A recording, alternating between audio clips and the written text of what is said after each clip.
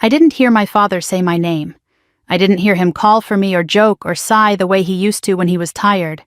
What I heard instead on that morning that split my life clean in two was his voice saying words no child, no matter how grown, should ever have to hear.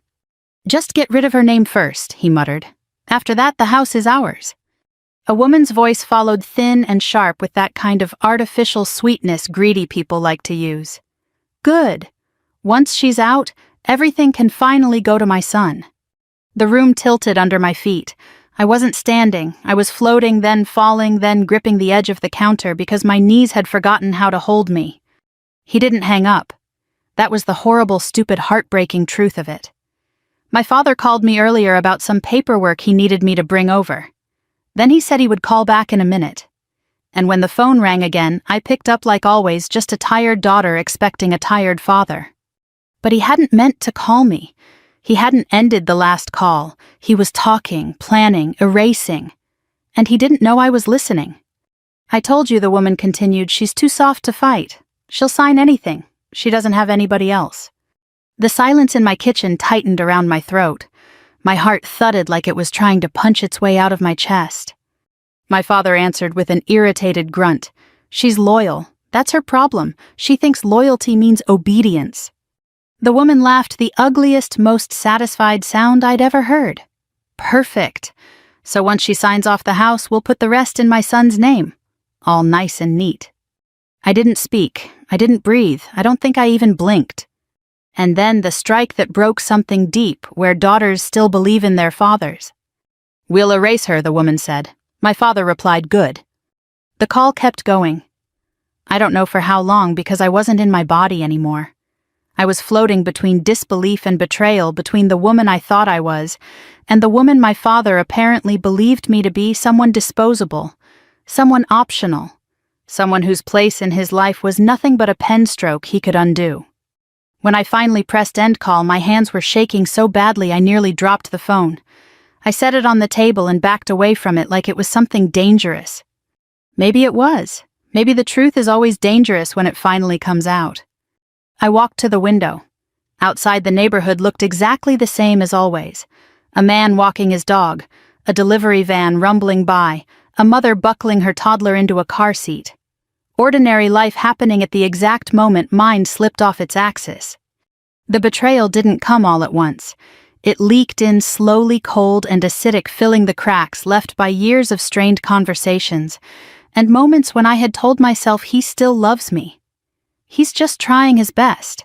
Every memory of trying to keep peace with him turned sour every holiday I tried to salvage, every Sunday dinner where his new wife smiled too wide every time I told myself to be patient.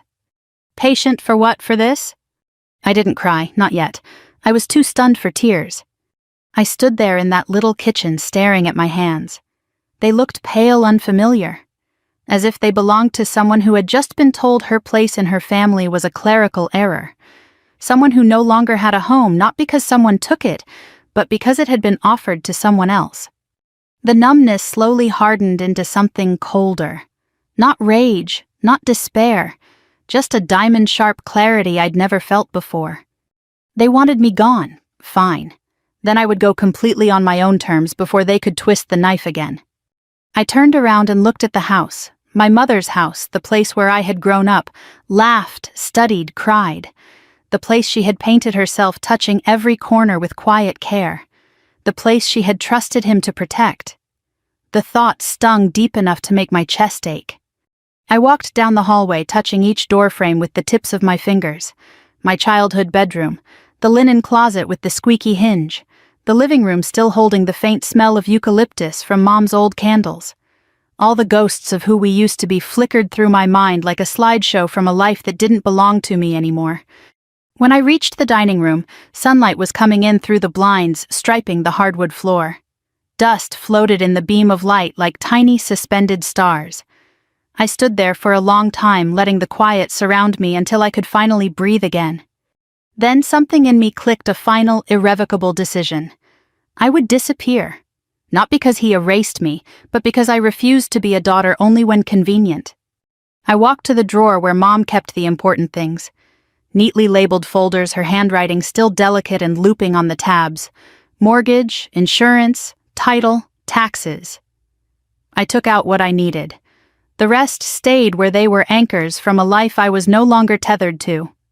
I found a pen, a scrap of paper. My hand didn't shake anymore. If I'm no longer family, then this is no longer home. I left the note on the kitchen counter. Then I packed. 2 suitcases, just enough to hold what mattered and nothing else. Clothes, the quilt my mother made, my medal, a handful of photographs, pieces of a past I could carry without choking on. I took one last look around, the kind of look you take not to remember but to let go. I locked the door behind me, and without letting myself hesitate, without looking back at the house that had become a stranger to me, I walked to my car, put the suitcases in the trunk, and drove away. My father wanted to erase me, but he had no idea that I could erase myself first and rebuild in ways he would never see coming. The road carried me farther from home than I had ever driven alone, yet somehow the farther I went, the easier it became to breathe. It wasn't freedom exactly, not yet. Freedom requires time, healing, distance.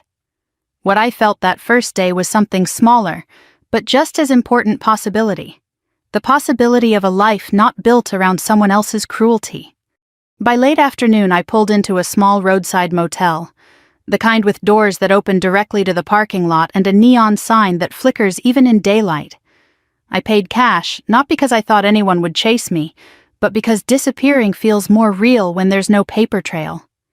The room smelled faintly of old carpet and lemon cleaner. The bedspread was patterned with flowers that had faded into pastel shadows. I put my 2 suitcases down and sat on the edge of the mattress listening to the unfamiliar hum of the air conditioner. Only then, when the silence finally settled, did the tears come. They weren't loud or dramatic. They just spilled, slow, unstoppable, releasing years of strain I hadn't realized I'd been carrying. I wasn't crying for the lost house or the betrayal itself. I was crying for the daughter who spent years believing her loyalty would someday be returned. She had been wrong, and mourning that realization took time. I slept fitfully and woke before dawn, staring at the ceiling until the gray light of morning seeped through the curtains. I checked out, loaded the car, and drove without a destination. I passed open fields barns with peeling red paint gas stations, with 2 pumps diners advertising world's best pancakes in fading letters. Somewhere along a 2-lane highway lined with towering pines, I realized I didn't need a precise plan. I just needed a place where no one knew me. A place quiet enough for a new life to grow. Around midday, I reached a town called Maple Hollow. The sign at the city limits said, population 8-214, but it felt smaller, friendlier. The kind of place where people still waved at strangers. I drove slowly through Main Street, lined with brick buildings, an old movie theater that now showed only community events and storefronts with hand-painted signs. Something about it tugged at me. Not nostalgia, hope. I parked near a diner named Betty's Country Kitchen. The moment I stepped inside, the warm smell of biscuits and coffee wrapped around me like a blanket. The waitress, a woman in her 60s with kind eyes and a pen tucked behind her ear, looked up and said, "Sit anywhere you like, sweetheart." Sweetheart. A simple word, but after the last 24 hours it felt like a bandage on a fresh wound. I ordered a simple breakfast, eggs, toast, bacon. When she refilled my coffee, she asked, passing through, her voice wasn't nosy. It was curious in the way people are when they've lived long enough to recognize pain. "I'm looking for a place to start over," I said. She smiled gently. "Maple Hollow's a good town for that. Lots of folks come here when they need quiet, or kindness." I didn't answer, but my chest loosened a little. When I paid, she slid a napkin toward me. "Call this number, Mr. Radley. He manages a few rental places. Tell him Betty sent you." Outside, the winter sunlight was thin but steady. I stared at the napkin for a long moment before dialing the number. A man's warm, gravelly voice answered, "This is Radley. Betty from the diner said you might have a place for rent." He chuckled. "If Betty says so, then you're someone worth talking to. Meet me at the corner of Willow and Pine in 10 minutes.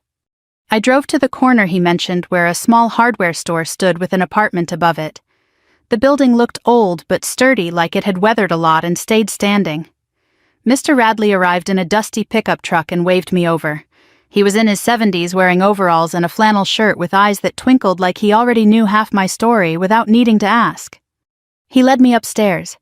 The studio apartment was small but clean. Hardwood floors, bright windows, a little kitchenette with a vintage stove. Nothing fancy, but it felt safe. That mattered more than anything. "It's not much," he said, scratching his chin. "It's perfect," I replied. He studied me for a moment, seeing more than I said, then nodded. "All right then, rent's cheap, no lease needed just yet. You can move in today." I thanked him more times than necessary. He waved it off. Town takes care of its own, even the ones we just met. By evening I had unpacked my suitcases and placed the few belongings I brought in their places. The room was still bare, but in a comforting way, like a clean sheet of paper waiting for ink. I sat by the window watching the streetlights come on, feeling something in me settle. The next morning I walked down Main Street, stopping at a small cafe with a sign reading, "Daybreak Brew." A help wanted note was taped to the door. Inside, the smell of cinnamon and fresh coffee felt like a promise. The owner, a woman named Marlene, greeted me with a soft smile that carried its own kind of wisdom. "You knew, yes. You looking for work, I am." She nodded. Good, I could use honest hands. She didn't ask about my past, and I didn't offer it. Sometimes the kindest thing a stranger can do is not ask questions. She hired me on the spot, handing me an apron and pointing to the espresso machine. By midday, I was sweeping floors, wiping counters, learning regulars' names, and taking comfort in the rhythm of simple work. No tension, no sharp glances, no raised voices, just quiet kindness. That night after locking up, I walked home along the cool sidewalk. The town hummed softly around me, distant laughter, a dog barking, wind rustling through trees. For the first time in years, I felt like I belonged somewhere. Not because someone gave me permission, but because I had chosen it. As I reached my little apartment, I paused before opening the door. I looked down the quiet street, and a single thought settled firmly inside me. Maybe disappearing wasn't the end of my story. Maybe it was the beginning. The first morning I walked into Daybreak Brew as an employee instead of a customer, something inside me felt steadier. Not healed, healing doesn't happen that quickly, but anchored. The early hours suited me. The sun hadn't fully risen yet, and Main Street was quiet except for the hum of a distant delivery truck and a few porch lights still glowing against the pale dawn. Marlene was already there, unlocking the back door with a ring of keys that jingled softly. "Morning, kiddo," she said, even though I was well into my 30s. It didn't feel patronizing. It felt maternal in a way I hadn't allowed myself to feel in a long time. She showed me how to start the espresso machine, how to prep the pastry case, how to wipe the counters in long, efficient strokes. "We don't rush here," she said. "People can taste when you rush." It made me smile, the kind of smile that sneaks up on you after you thought you'd forgotten how. By 7 o'clock, the first regular walked in, a retired Marine named Tom with a salt and pepper beard and a limp that made him move carefully across the floor. "Marlene," he grumbled, "you got reinforcements or trouble?" "Reinforcements," she answered, pointing at me. "Be nice." Tom winked. "Sweetheart, I'm always nice to the people who make my coffee." The next few hours passed in a steady rhythm, pour, steam, greet, wipe, repeat. It wasn't glamorous work, but it was work that didn't demand pieces of my heart, and after the life I'd left behind, that felt like luxury. By noon, I already knew 24 names, and Maple Hollow, without knowing anything about me, started weaving me into its daily pattern like I had always been meant to stand behind that counter. After my shift, I walked home with tired feet and a rare sense of calm. The sidewalks were lined with oaks, just beginning to turn golden, and the breeze carried the faint scent of wood smoke. I wrapped my jacket tighter and let the quiet sink into me. That evening I sat at my small kitchen table eating soup from a can and felt a strange swell of pride.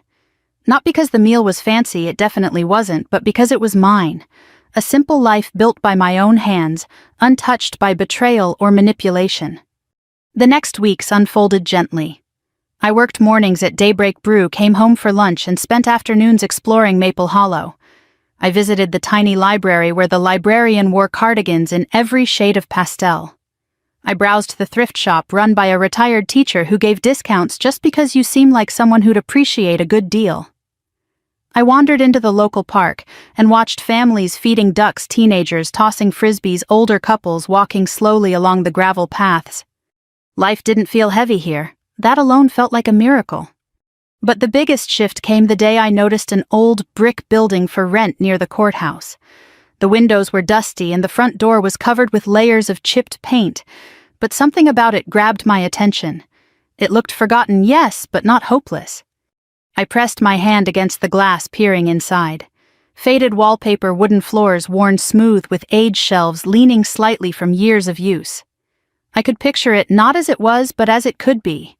Warm lights, fresh paint, the smell of coffee and pastries drifting out onto the street. Marlene's voice echoed in my head. People can taste when you rush. So I didn't rush. I called Mr. Radley that afternoon. He met me there with a ring of keys that looked older than the town itself. Hasn't been rented in a few years, he said. Needs work. But she's sturdy. She. Not it. He spoke about the building the way people speak about old ships, things that have weathered storms and earned respect. I stepped inside and felt a pulse of something deep in my chest. I want it, I said. He didn't ask why, just nodded and started unlocking windows to let the stale air out. Renovating the place became my new daily ritual. After work, I changed into old jeans and began scraping paint-patching holes, sweeping up years of dust. People stopped by, curious, helpful, friendly. The local electrician offered to check the wiring for half of whatever you'd pay the city boys. A pair of high school seniors volunteered to help repaint the walls for community service hours. Someone left a potted fern at the front door with a note that just said, "Every cafe needs something green." It was the opposite of the world I had left. No manipulation, no silent tests, no conditional acceptance. Just kindness offered freely, the kind that doesn't demand anything in return. Weeks passed, and slowly the old building transformed. The floorboards gleamed again after a long sanding and polish. The counters were repaired and refinished. The walls got a fresh coat of warm cream paint and the space took on a gentle glow. When I hung the new sign out front, Harbor Light Cafe, I stood back and felt tears sting my eyes. This wasn't just a business. This was proof that I wasn't erased. Proof that I could create something new. Opening day arrived on a cool morning. I unlocked the door with trembling hands, expecting a few curious faces. Instead, a line had formed outside. Marlene stood right at the front, carrying a basket of fresh flowers. Tom saluted me dramatically. A young mother waved. A group of elderly women in bright scarves cheered like I'd just won a medal. The cafe filled quickly, buzzing with warmth and laughter. And as I served the first cup of coffee from my own machine, in my own space, surrounded by people who chose to be there, not because of obligation but because of connection, I felt something settle deep inside me. Belonging, not the kind you inherit, the kind you build. In Maple Hollow, I was not the forgotten daughter. I was not the erased name. I was not the burden in someone else's story. I was someone new, someone whole, someone rising from the ashes of a life that no longer had power over me. I didn't know then that the peace I'd found was about to be tested, that the past, no matter how far you run, has a way of finding its way back to your door. But for that moment, as the sun streamed through the windows of Harbor Light Cafe, I believed something I hadn't believed in a long time. Maybe I was never meant to stay in the life I left. Maybe I was meant to bloom somewhere else. The first winter in Maple Hollow came soft and slow, like the town refused to let cold settle too quickly. Frost edged the windows of Harbor Light Cafe in delicate patterns each morning, and every time I unlocked the front door, the familiar little bell chimed like a quiet greeting. I had built this place from dust and broken shelves, but by the time the holidays came around, it felt alive. More alive than any home I'd ever known. Business grew faster than I expected. People came for the pastries, yes, but most came for the warmth and unspoken reassurance that life still had gentle corners. Someone once told me, "This place feels like breathing after holding your breath too long."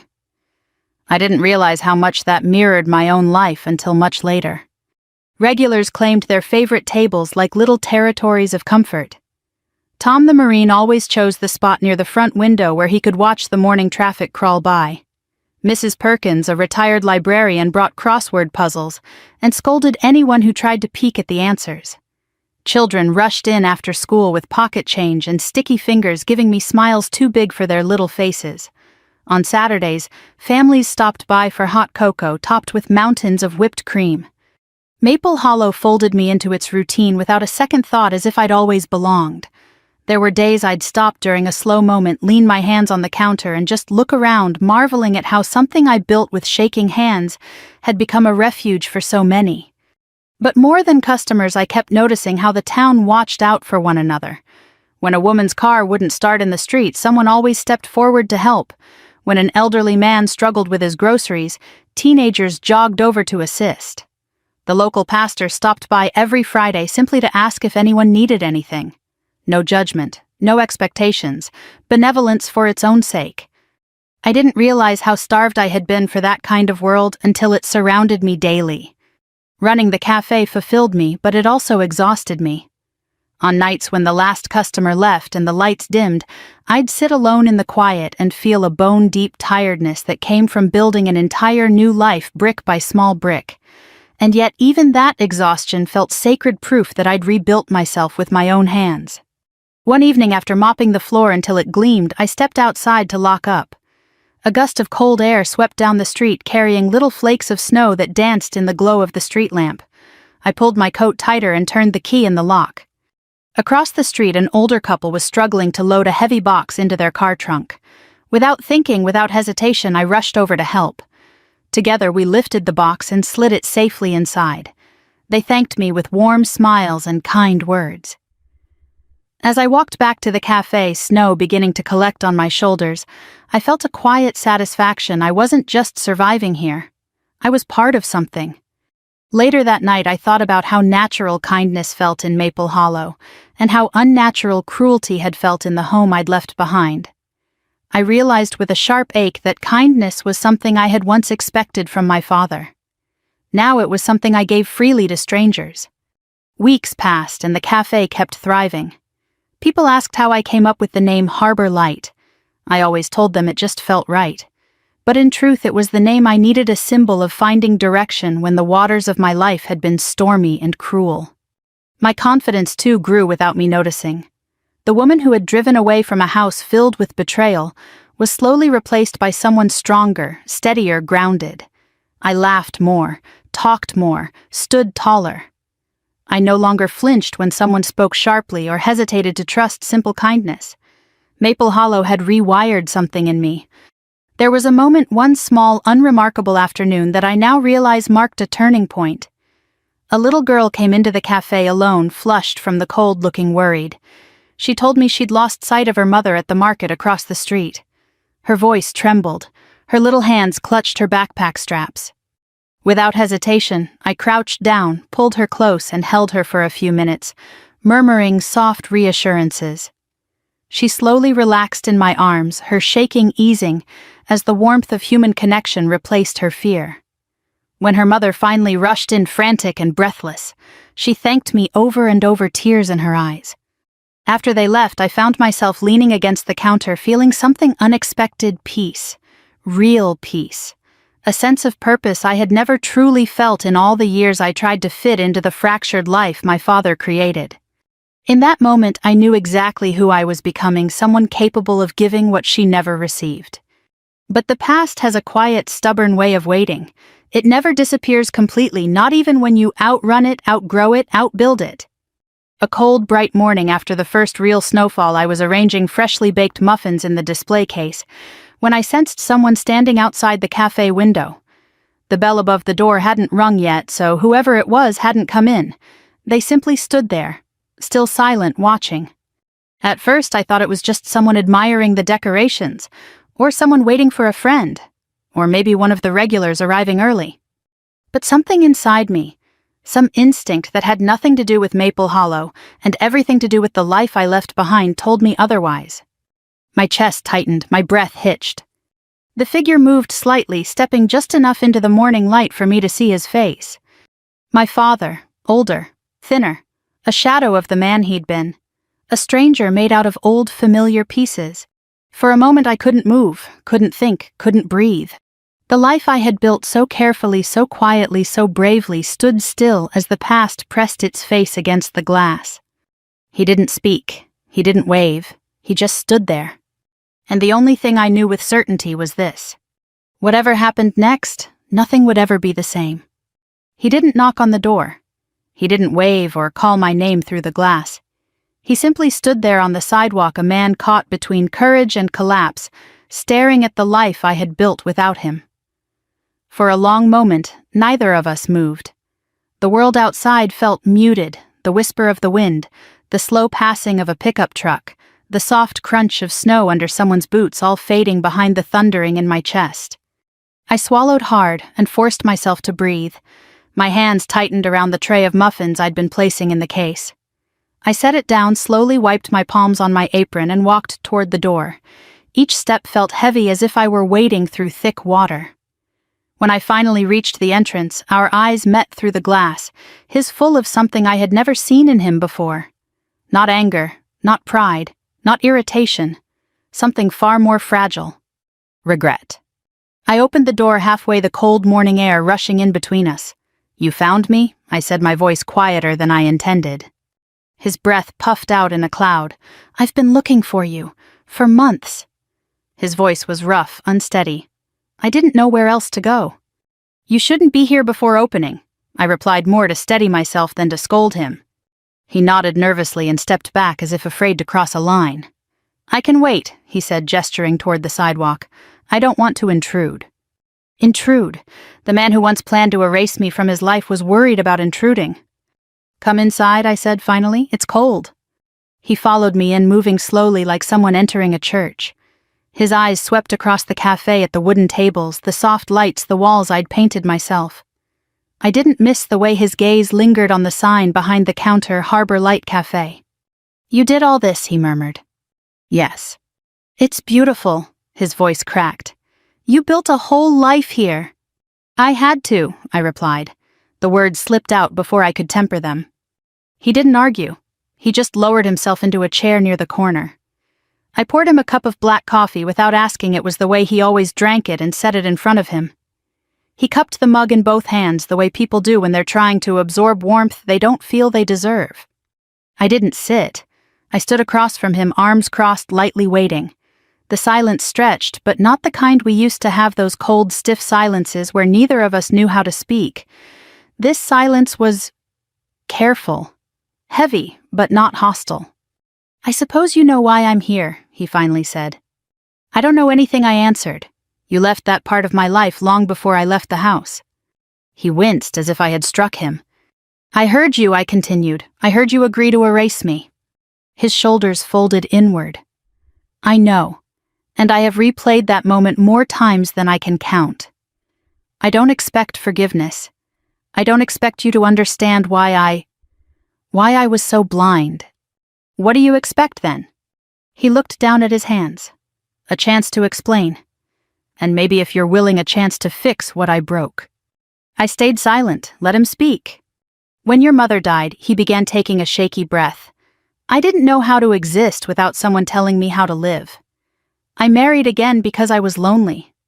Because I wanted someone, anyone, to fill the silence." "That doesn't excuse what you did," I said. "It doesn't," he agreed quickly.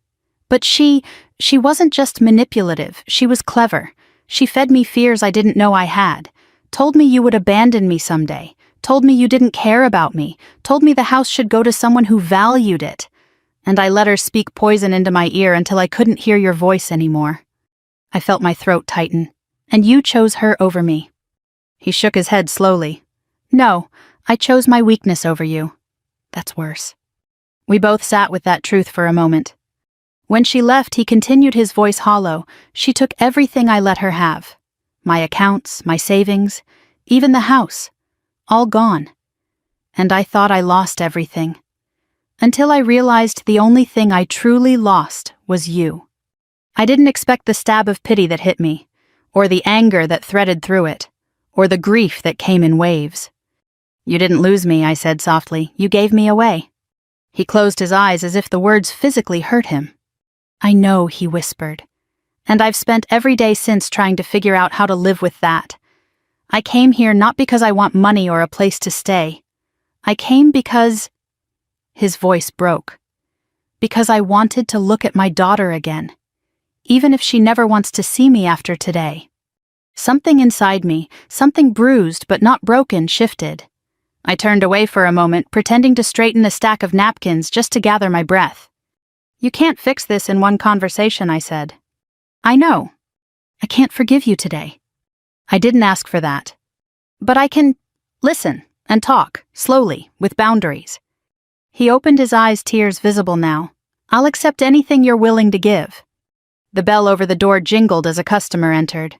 I placed a hand on my father's table, grounding myself. "I need to work," I said gently. "Come back after closing. We can talk more then." He nodded. "I'll be here." He stood to leave, pausing at the door. "Thank you for letting me sit across from you. That's more grace than I deserve." After he left, I pressed my hands to the counter, feeling my heartbeat in my palms. I wasn't sure what hurt more, what he had done, or how much I still wanted to believe he could be better. One thing was clear. The past had found me.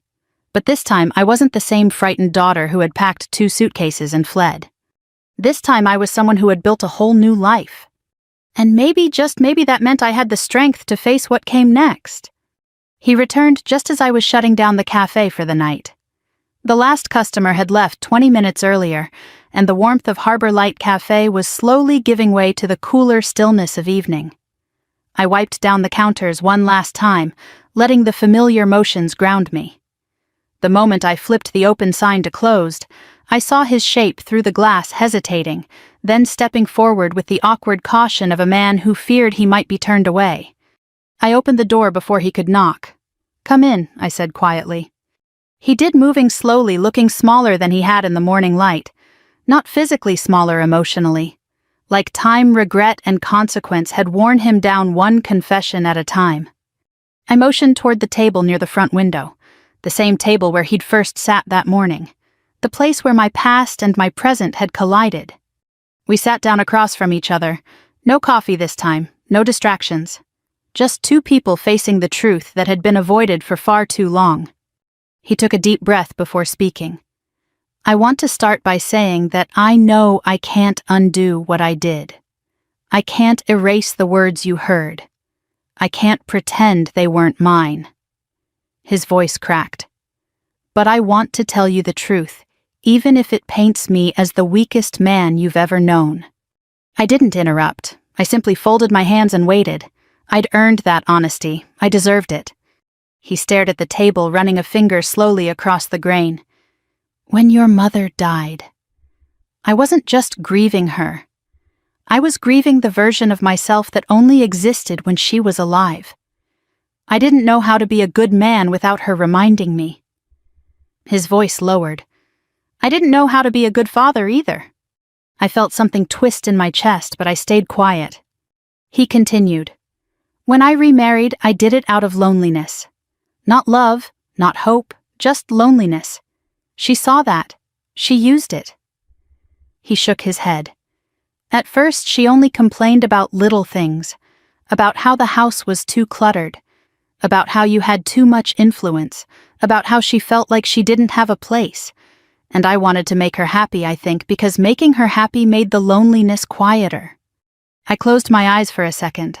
I remembered all those small shifts, the subtle coldness that had crept into our home long before the betrayal became obvious. He swallowed hard. "Soon she started telling me that you didn't care about me, that you only cared about what you'd inherit, that you were holding on to the house not because it was your childhood home, but because you were selfish." He glanced at me, guilt thick in his expression. I knew none of that was true. But I let her say it. And I let those lies settle in my mind because they were easier to accept than facing my own failures. I leaned back, slightly absorbing every word. Part of me wanted to shout, to cry, to demand why he hadn't defended me. But another part, the part that had grown in Maple Hollow, understood that sometimes the truth is uglier than the lie. He wiped his eyes with the back of his hand. "On the day you hurt us, I wasn't thinking about you. I wasn't thinking about us. I was thinking about keeping the peace in a house that was already poisoned. I let her convince me that pushing you out was the simplest solution." His voice trembled. I let her convince me that losing you was easier than confronting her. The cafe was silent except for the faint hum of the refrigerator behind the counter. I felt heat rise behind my eyes, not anger, not grief, something deeper, a strange mixture of both. She wanted everything he whispered, and I let her take it. I didn't realize she'd take me too. What happened? I finally asked. He laughed softly, bitterly. She left, ran off with someone younger, emptied the accounts, sold the house, took whatever wasn't nailed down, including the lies she'd fed me. He rubbed his temples. And when the dust settled, I realized I had nothing. Nothing but the memory of the daughter I had thrown away. I felt something inside me shift, a slow, aching, reluctant softening. Not forgiveness, not yet, but recognition. Recognition that he was no longer the man from that phone call, that life had stripped him down to the truth. He looked up, eyes red. I came here because I had to try. I had to look you in the eyes and take responsibility for what I did, even if it was the last thing I ever did. His voice cracked so hard he had to swallow before continuing. I don't expect you to ever trust me again. I don't expect you to call me Dad the way you used to. I don't expect a place in this life you built. I just wanted you to see that I'm trying to change. That losing you taught me more about myself than anything else. The silence between us grew thick with emotion. I pressed my fingers against the edge of the table, feeling the worn wood beneath my touch. You can't fix this overnight, I said finally. I know. And I can't pretend the things you did didn't hurt me. I wouldn't want you to.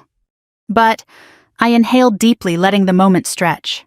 I'm willing to talk, to listen, to move slowly. His eyes filled with tears that gathered but didn't fall. That's more than I deserve. I shook my head. It's not about what you deserve. It's about what I need. And I need closure. I need to understand the past so it doesn't own me anymore. He nodded several times, unable to speak. We talked until the last of the cafe's lights dimmed into soft shadows. Not everything was resolved, not even close. But something had shifted. A door had cracked open between two people who had once lived oceans apart, even in the same house. When he stood to leave, he paused by the door and looked back at me with a kind of fragile hope. May I come back tomorrow, just to talk? Nothing more. I hesitated, but only for a heartbeat. Yes, I said, but slowly, one conversation at a time. He nodded, placing his hand over his heart in a gesture I hadn't seen since I was a child. Then he stepped out into the night, leaving the cafe quiet, warm and full of ghosts that no longer frightened me. I locked the door gently, feeling something I hadn't felt since long before the betrayal, not forgiveness, not love, but possibility. He came back the next morning, but he didn't come inside right away. When I stepped out to change the sidewalk sign from closed to open, I found him sitting on the bench across the street, hands wrapped around a paper cup from the gas station. He looked up surprised, as if he hadn't expected me to see him. You can come in, I said softly. He hesitated before rising, like a man learning how to walk again after a long injury. When he entered the cafe, he didn't sit at our table. Instead, he chose one near the door, as though he wanted to make it easy for me to tell him to leave if I needed to. It took me a moment to realize how meaningful that was. For the first time in years, my father wasn't claiming space, he was asking permission. The day unfolded quietly. He didn't hover, didn't demand attention. He simply read a newspaper, occasionally glancing up as I worked, smiling whenever our eyes met. It was cautious, fragile, but real. That became our new rhythm. He came in a few mornings each week, always during the slower hours, always sitting in that same seat near the door. Some days we barely exchanged more than a few words. Other days we dipped into long, winding conversations that wandered from small memories to deep regrets. He told me stories I'd never heard about the early days of his marriage to my mother, about how scared he'd been to raise a daughter alone after she passed. He admitted that he resented his own aging, his own loneliness, and the way life had turned into something he didn't recognize. And slowly, piece by piece, I began to understand something I never expected. My father hadn't betrayed me because he didn't care. He betrayed me because he was weak and terrified and didn't have the courage to choose what was right over what was easy. It didn't erase the pain, but it explained it. One afternoon, about 3 weeks after he found me, he came into the cafe carrying a small cardboard box. He set it gently on the counter. "What's this?" I asked. He cleared his throat. "Some things of your mother's. I kept them, even when I didn't keep anything else." I lifted the lid slowly.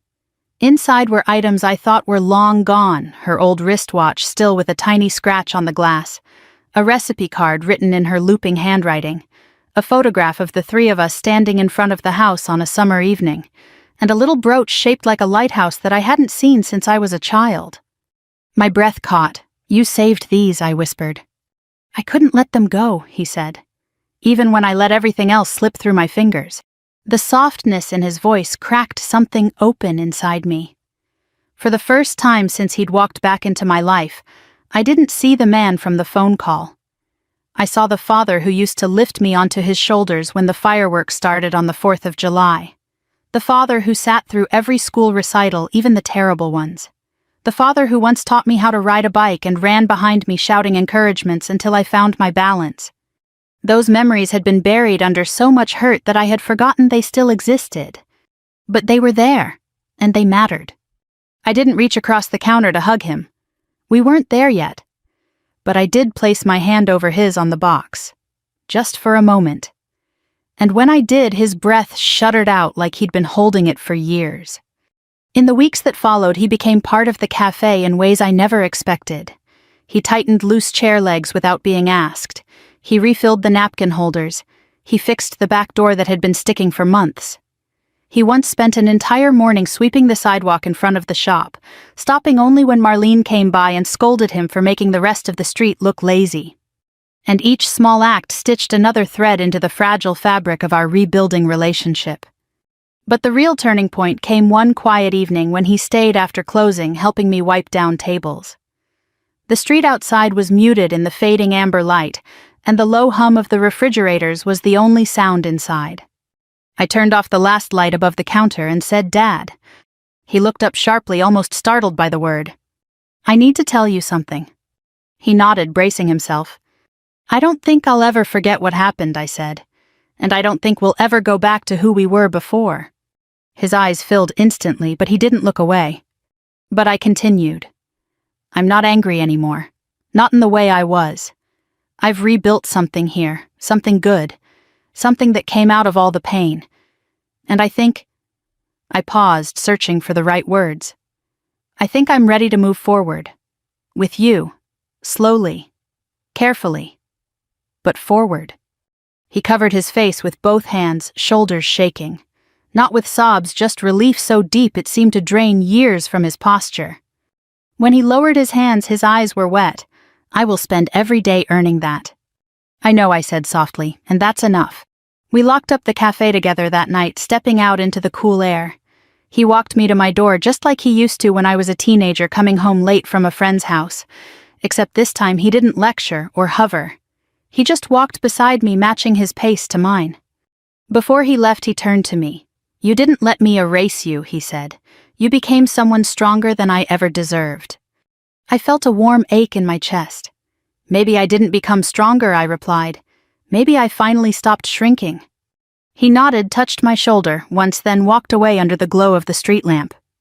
And for the first time in a long time, I felt whole. If you're listening to this story, maybe you've been through something similar: betrayal, abandonment, or someone you trusted choosing the easy road over the right one. If so, I hope you give yourself the grace I had to learn. You are allowed to walk away. You are allowed to rebuild. And if one day reconciliation comes, let it be because it feels right, not because you feel obligated. If this story touched you, I invite you to share your thoughts, your memories, or your own journey. And if you'd like more stories of second chances, healing, and hard-won forgiveness, you're welcome to stay with me for the next chapter. Next chapter. Next chapter. Next chapter. Next chapter. Next chapter. Next chapter. Next chapter. Next chapter. Next chapter. Next chapter. Next chapter. Next chapter. Next chapter. Next chapter. Next chapter. Next chapter. Next chapter. Next chapter. X chapter. X chapter. X chapter. X chapter. X chapter. X chapter.